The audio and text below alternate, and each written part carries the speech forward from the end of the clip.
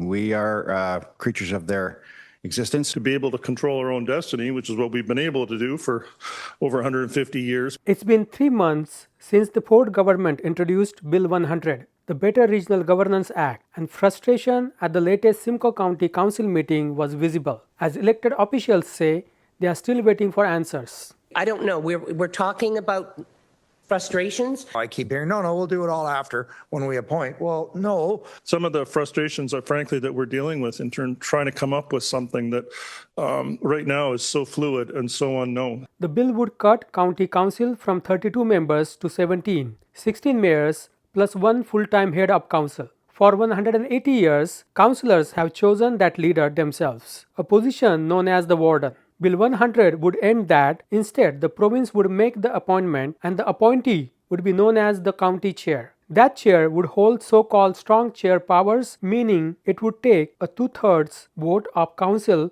to override their decisions. Back in April, the reaction from councillors was sharp. Democracy is dying, and this is what it looks like. This is the beginning. I don't think the province has any business appointing our head of council. Now at the latest council meeting, that frustration has shifted to uncertainty. Councillors say key details are still unknown: how the weighted vote would work, how the appointment process will unfold, and what powers the new chair will actually hold. This county chair could have the possibility to, obviously control committees, delete committees, add people to committees. Staffing, there's so many unknowns in terms of, and that person direction of which we may not have any control over if it's appointed will have huge implications for the county. The province has said the appointee should be a county resident with political experience, but little else has been confirmed. There are also questions about money. The recommendation on the table would raise the warden's salary to roughly $185,000. But if the province appoints the chair, it is not clear who would pay the salary. I would love to say that if the province appoints, the province should pay, but I know the 2 regional chairs that are appointed right now are paid for by the regions. So that's, I guess that's your answer. It would be us paying. Not everyone wants to push back. Some councillors urge caution. Try not to step on the province's toes too much. They're in full control. We are creatures of their existence. With a municipal election approaching and an August deadline before council's powers become limited, county staff and the governance committee are trying to put in place their own rules, hoping the new chair sticks to them. We want to have a nice solid roadmap so the new person coming in says, you know what? Your system looks good, let's follow it. Here is that discussion from the Simcoe County Council. And now we have the special presentations, consideration of special committee reports. We have the governance committee now. So if you would be kind enough, Chair Miskimins. Thank you, Warden. Busy day for me. We're on 10.1, the Governance Committee report for June 16th, 2026. This would be moved by myself and seconded by Councillor Cox, that the recommendations contained within the Governance Committee report dated June 16th, 2026 be approved. Sorry, I'm just unlocking my computer here. Okay, Governance Committee. Yes, questions. Councillor Cox. Yeah, through the chair. The options that will be pursued, the reduction of committee, remote or hybrid, all those, will they come back to council or are they just going to be decided and go into the bylaw? I will look for Clerk McGill on that one. Through you, Warden, to the councillor. Thanks for the question. So there's certain items here that require us to come back and get some more direction. And there's a number of changes that are going to be required to the procedure bylaw, potentially the weighted vote bylaw, a number of policies, remuneration. There's a few things here that require us to go back and make some edits and make sure all of those pieces are sort of talking to each other and make sense from a governance perspective. There are a few pieces here, however, I don't want to mislead council in any way. The increase to the warden salary in 2027, that's option 4A here, that will go ahead and do. option 1A, where we're going to sort of come up with a warden appointment process. That's something where the details are still to be ironed out.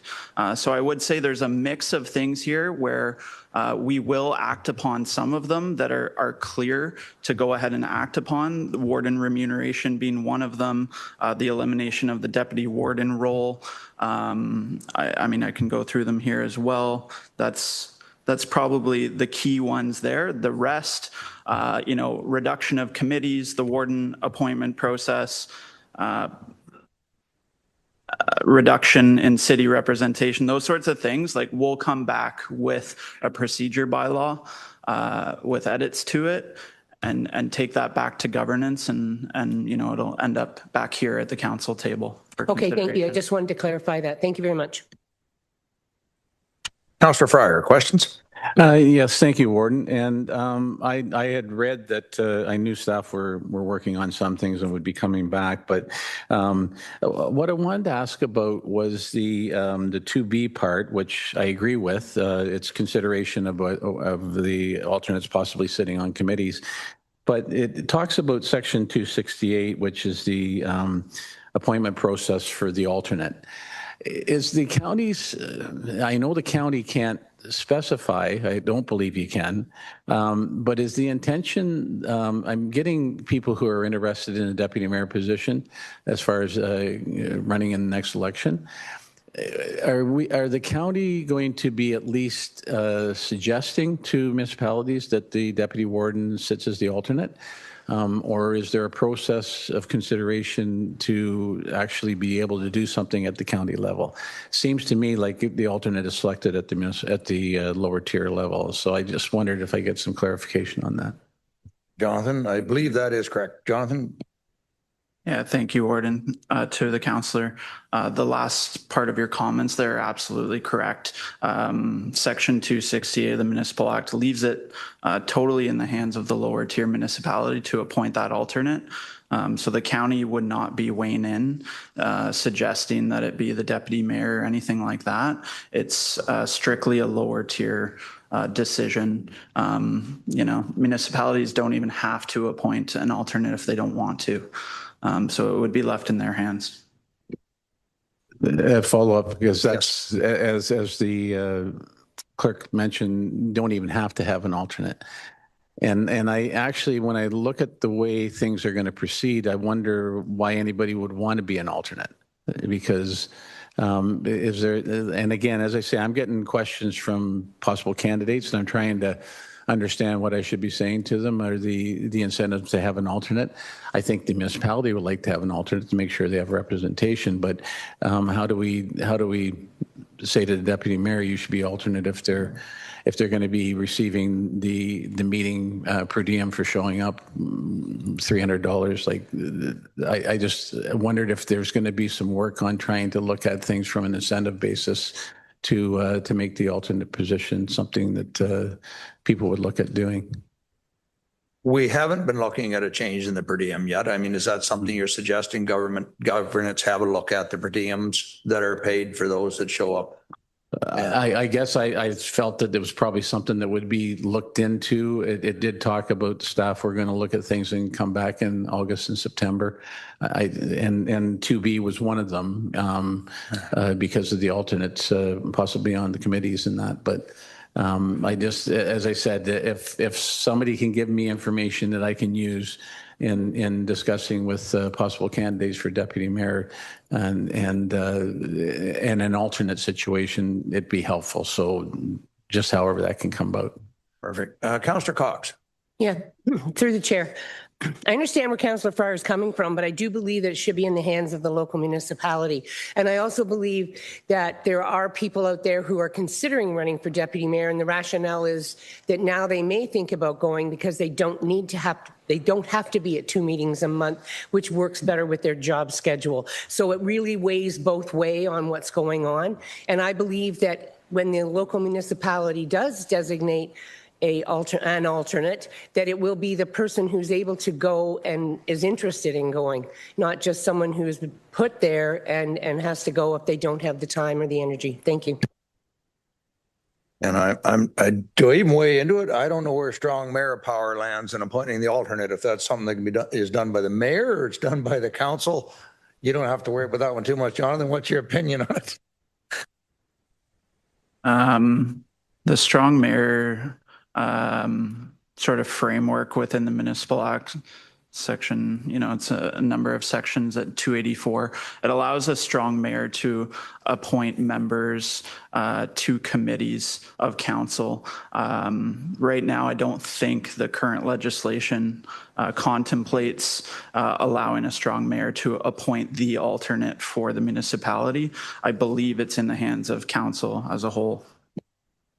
That should lead to some interesting times after the election that I won't be part of. So anything else on the recommendation on the governance committee? Councillor Leduc and Councillor Chair Measures. So go ahead, Councillor Leduc. Warden, I heard that this was going to come back to council. Would it be by the August 11th meeting that some of these would come back, if not all of it? And the reason I'm asking is, do we go to lame duck after the 21st? And if we do, because some of these have financial implications here, so you're only allowed to do so much financially as a council. So I'm just wondering if we're making it before the August 21st deadline. Jonathan. Through your worship to the councillor. Yes, the report within the governance committee, the agenda there contemplated this a little bit. There's not a ton of time to sort all this out. Like the debate around council composition was fairly lengthy, and we don't have the luxury of that kind of time here. We're hoping to have this wrapped up within about 3 months. In September, we're hoping to have changes to the procedure bylaw, remuneration, weighted voting bylaw, hopefully as well.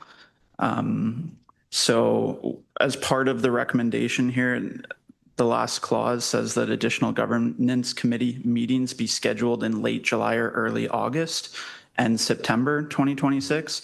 And the thought there is we will get a governance committee meeting in prior to the August 11th meeting to come back with any proposals or options where we need further direction from governance committee and council. That'd be prior to any trigger of a lame duck period.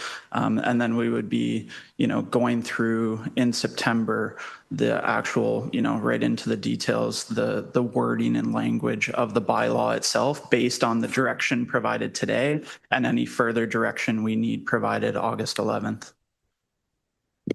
The weighted votes one that we're going to struggle with here because if they appoint, which I believe they're going to, with strong warden powers, how does that fit in a weighted vote? So that's one we're just trying to work through with the province to see how many weighted votes do you give to a strong warden. I've got chair measures and then I think chair measures and then Councillor Bell. Go ahead. All right. Thank you very much, Your Worship. I just wanted to highlight something in the report, a part of the discussion that the governance committee had, and I'm privileged to be able to serve on that committee on your behalf. And that had to do with a little bit of the ceremonial aspects of the role of warden. The point being, we were asked to review this information quickly and to prepare a recommendation to bring to this council for the recommendation on how this House can appoint a warden in the new term. The ceremonial part of the discussion came up when we discussed if we are, as a House, given the opportunity to make the recommendation for an appointed warden, then the title of the person would be the warden of Simcoe County. If the minister opts to make the appointment of the chair, then the person will be called the chair of Simcoe County. So that was one of the items that we discussed, and we're going to discuss it again in our next meeting. I know I had a quick chat with the chair about that, and I'm confident that I think that's a good recommendation that'll come to this House, and it honestly recognizes the importance of the role, both to the House as well as to the general community and the greater community of Simcoe County, that we have a appointed warden or an appointed chair.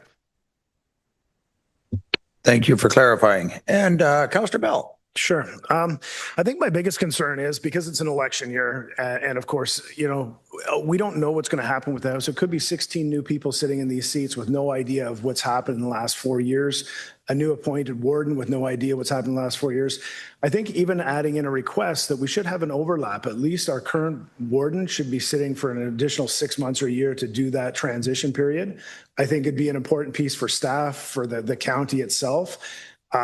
Even if it's 6 months, I think it's an important piece procedurally to introduce to staff, to introduce to stakeholders. Just my thoughts.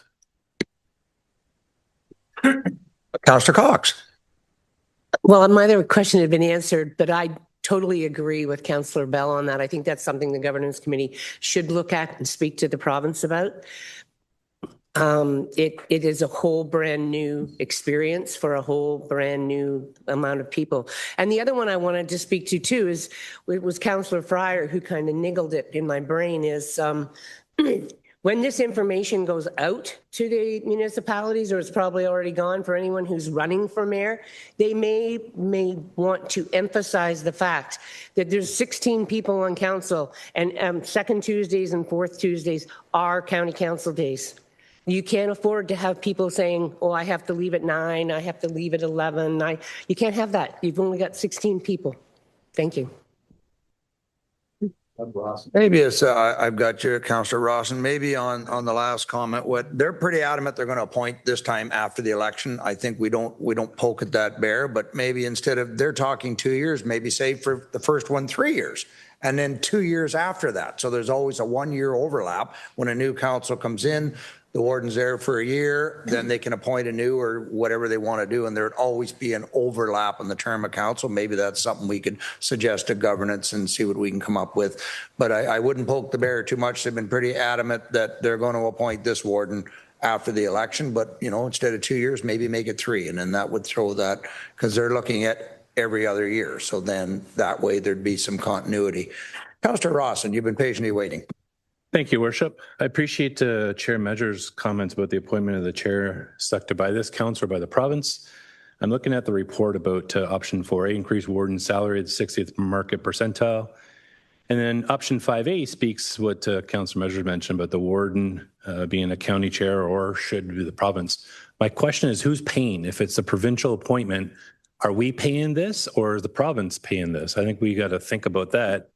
Make a decision around that wording and selection process as well. I mean, I would love to say that if the province appoints, the province should pay, but I know the 2 regional chairs that are appointed right now are paid for by the regions. So that's, I guess that's your answer. It would be us paying at this point. Yes, go ahead. Perhaps we should have no change to our salary. You've advocated, Warden, what that looks like. We should keep it status quo for the appointment.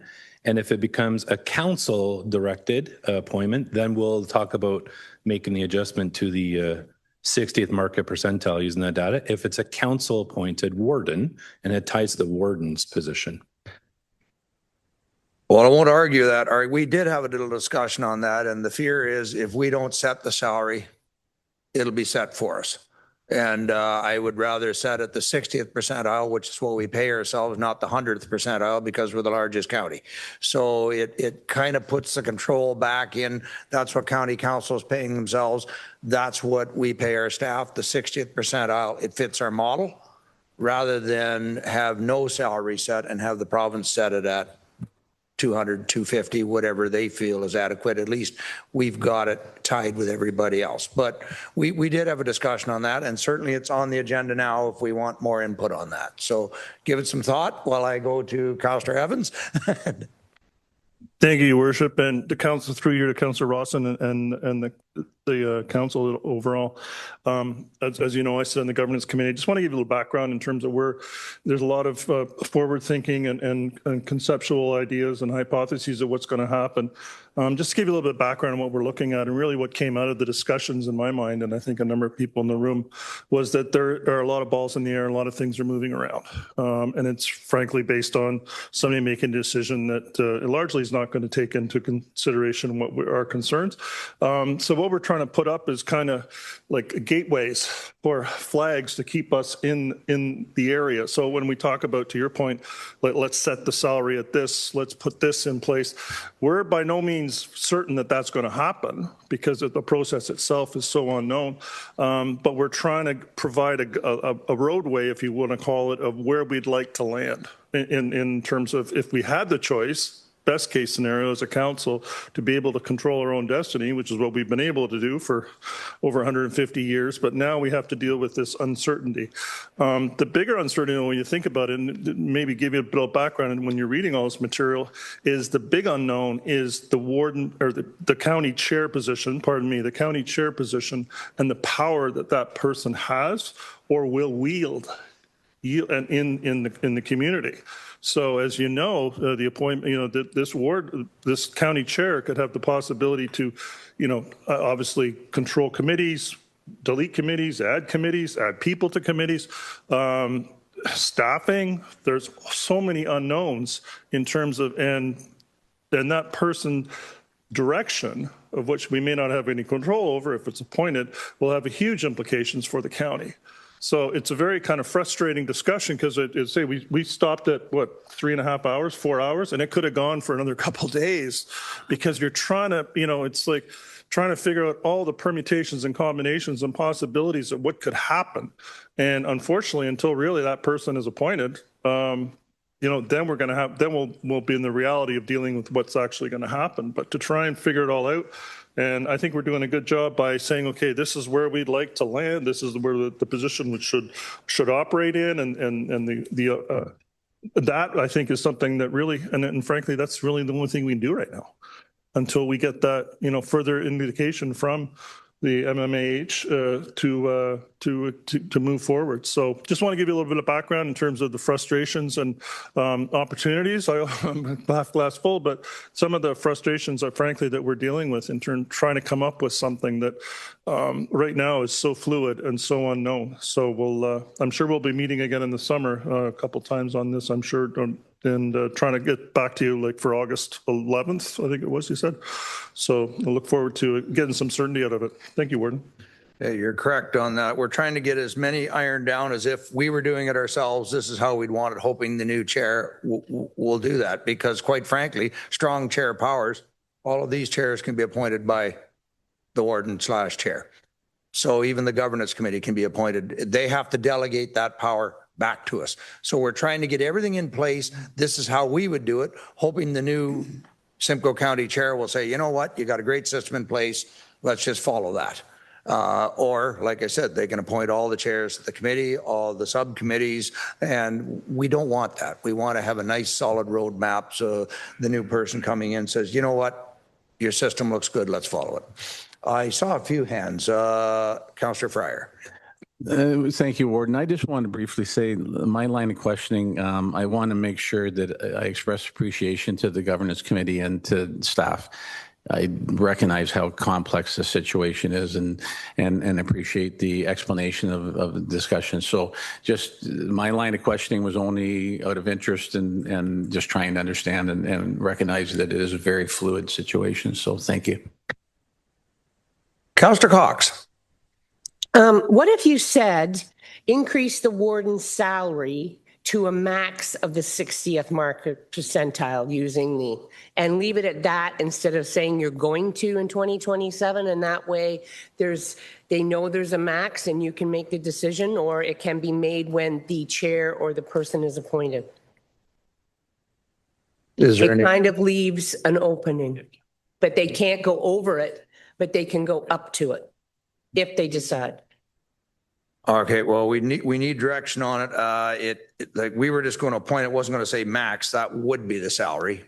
Yeah, but you're saying you're going to give that warden, this person, a salary increase in 2027. If we said increase the warden's salary to a max of the 60th market percentile, not saying 2027, just to a max, and then the decision, if we appoint, we can decide, or if they do. I don't know. We're talking about frustrations, and you're saying that if we don't put something in, they could go way high, but if we do a max, they can only go to that. Or if it comes back that we are making a decision, then we can go where we would like.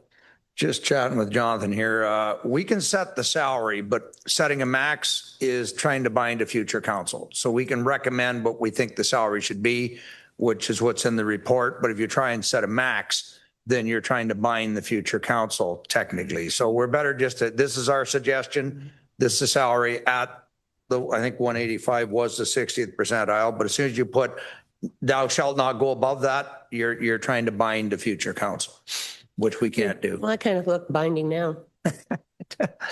Councillor Leduc, and then we should I'm try going to suggest that we try not to step on the province's toes too much. They're in full control. We are creatures of their existence. So basically, I think this is great what the governance committee has done. Let's leave it with the governance committee. Focus on what you guys got to do for that, and we'll see what the province does in the end. But this is the best we can do because it is the province's decision. They'll do what they need to do. So we can put as many barriers you want in there, but I think we need to have a great dialogue with them and not a confrontational dialogue. We're best to have a good conversation with them to talk about the areas that we're concerned about, and hopefully they'll listen to that and we can get some good results out of that. But at this point in time, we put too much in there, we might be stepping on their toes and they might get a little upset with us. So I'd prefer to have great dialogue. Thank you. Well, that was the intention. We wanted to set everything up as if we were appointing the warden. This is the salary. These are the powers. This is how we elect our chairs. This is how we would do it, with the hopes that even if they appoint the chair, they follow what we've laid out. Councillor Greenlaw, and then I'd like to call the vote. We got to move along. Thank you very much, Your Worship. Can we not just send the province a letter asking for full clarity before the 21st of August? I think it's inefficient for our governance committee to be wasting time having multiple meetings to build multiple models when we just need to directly communicate to the province to provide the clarity. We have actually, part of the later motion is we will continue to negotiate over the things like the weighted vote and all the other issues. So that communication's ongoing. I'm not getting any indication we're going to have something by August 21st. Jonathan, what's your feeling on that? It's going to be right down to the wire. Feedback on things like the weighted vote, on the governance structure, on the appointing process. They haven't even, I think, opened the portal for people to put their name in yet. So supplementary there. Supplemental. Thank you, Your Worship. But the point is, have we as a county sent a letter under your signature requesting for this information to be provided in advance so people can make decisions for their next election? And I think until we do that, we're assuming on, and we're fearing things that we don't know what's going to happen. We need clarity from the province, as the province is supposed to be working with us in order to find the best solution moving forward. I'm going to look to my clerk for direction on whether we draft a letter asking them to give us information, full detailed information by the end of August. Through your worship, I would, to the councillor, I would just say, sort of irregardless of the province providing clarity on some things, there's a few outstanding questions and unknowns. You know, the minister has stated that publicly in a letter to Muskoka that they do intend to appoint the warden for all the regions, the district and the county that are in scope of Bill 100. So what we don't know, we do have some indications from the province of what they intend to do with the legislation that's now in place. I would say what's before you right now are things that in my opinion, the county has to make some decisions on, irregardless of how the province moves here. Like, we will need a new appointment process in place because the one in our procedure bylaw is out of date with this new council composition that we now have. Pursuing reduction of committees and/or appointments to address a workload for a smaller council. I'd suggest that that's something, that was a concern of this council during the council composition discussion, and that's something that, I think the county should be moving on here. So if it's additional advocacy, I'm certainly at the will of council and the warden, but I would not say doing that in place of passing some of these recommendations is advised. So why don't we table that one? We'll have a discussion on that. The next committee, governance committee, we'll get these in order now. And then maybe that is something we'll recommend next time, that we send a letter that we need this finalized before election, because, you know, I understand they want to appoint after, but you can't appoint with the weighted vote. That's kind of got to be in place before the term, right? And that's the conversations I'm having now. I keep hearing, no, we'll do it all after when we appoint. Well, no, the weighted vote, the procedure bylaw has to be in place when the new individual walks in. So we're still having those negotiations. Councillor McDonald. Thank you, Warden. So I'm hearing that they have stated that they're going to do appointment, but are they looking at someone that is actually from the county, or are they parachuting in?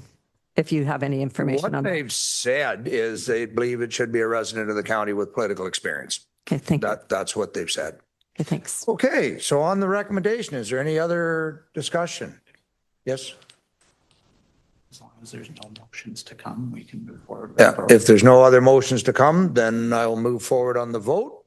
All in favor? Opposed of any? That is carried. Thank you. And trust me, there's going to be many more discussions on that before the end of the year.